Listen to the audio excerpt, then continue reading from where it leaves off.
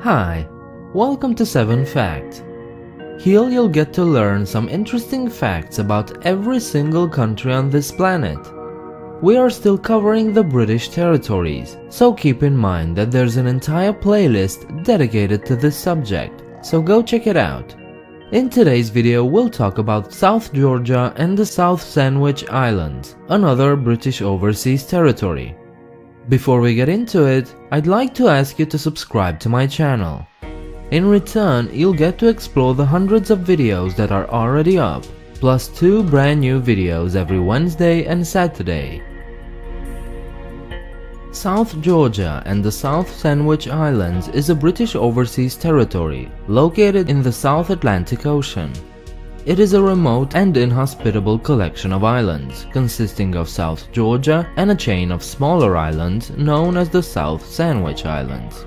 South Georgia was first sighted by Captain Cook in 1775, who named it after King George III. After its discovery, it was primarily used as a whaling station until 1966. There is no permanent population on either of the islands due to its proximity to the Antarctic, which gives it a harsh environment. Currently, there are only 30 people living there on a temporary basis, mostly scientists and administration staff. The South Sandwich Islands are a chain of 11 small volcanic islands. The conditions here are even harsher than on South Georgia and thus are rarely visited by humans. Captain James Cook discovered the southern 8 islands of the Sandwich Islands in 1775, who named them in honor of John Montagu, the 4th Earl of Sandwich.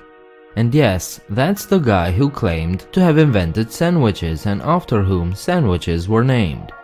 Back to our island. Argentina claimed the South Sandwich Islands since 1938 and challenged British sovereignty in the islands on several occasions.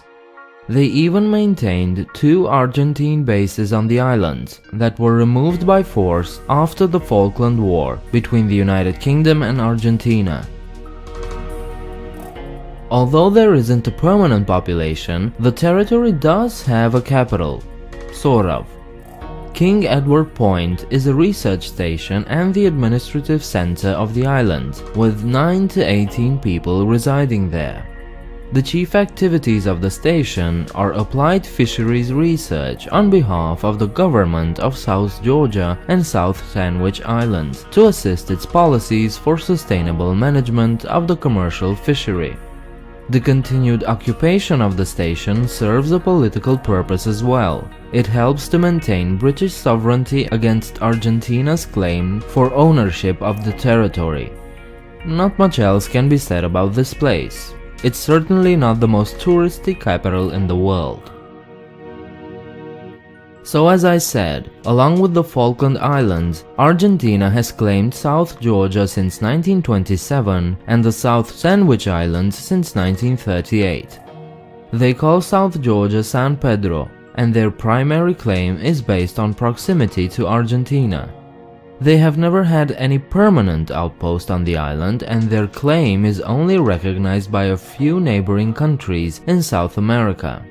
After the Falkland War in 1982, a full-time British military presence was maintained at King Edward Point on South Georgia, but this was scaled down during the 1990s. Although today the situation has since calmed down, the issue is still not resolved and remains a major point of dispute between the United Kingdom and Argentina. South Georgia was the site of the southernmost battle ever fought in history. During the 1982 Falkland Islands War, Argentina sent troops to South Georgia. In the invasion of South Georgia, 3 Argentine soldiers were killed and 9 were wounded. The opening battle of the war was Operation Paraquet, when the British sent troops to South Georgia to liberate the island. The naval battle which took place was the southernmost battle ever fought in military history.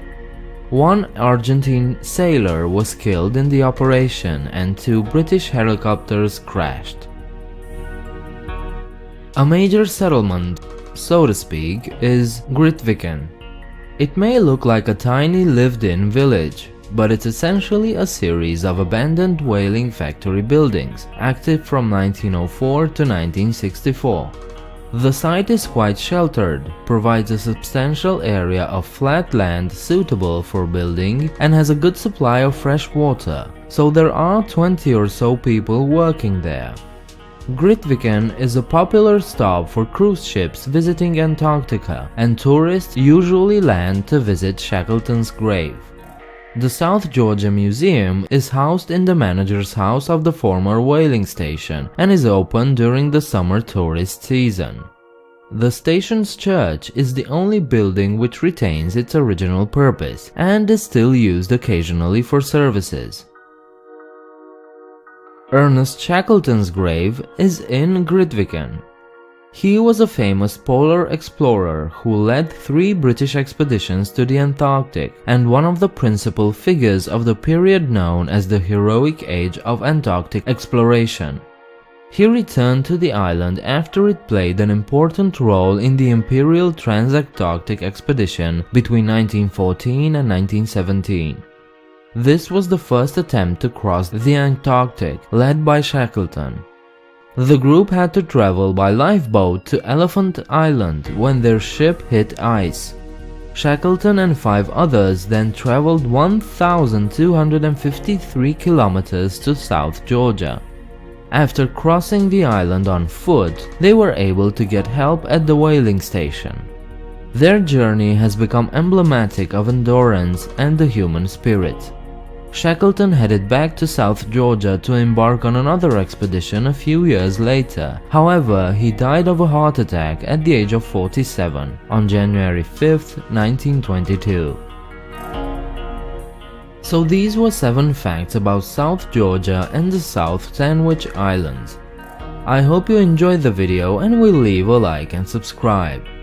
Share your thoughts and comments downstairs and do check me out on Facebook or Twitter. You can offer your support even more by visiting my Patreon page and becoming a patron.